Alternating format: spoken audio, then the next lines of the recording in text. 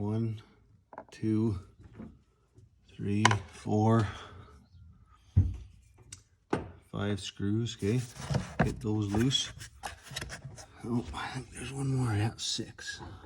Okay, so get these 6 out, and then we'll go to the next step. And you pull this red clip back, stick a slotted screwdriver in, pop this sensor off. Okay, and then frees up your housing a little better. Take out your old filter and put the new one in. Here's the old filter. Okay, let's give you a comparison. So that's a AC Delco. It's got 40,000 kilometers on it. So this is not an AC Delco. This is one I got off Amazon. Okay. Yeah, it's not as heavy duty, but this is half the price. So I'll just replace this every year. So let's pop this in. We'll date the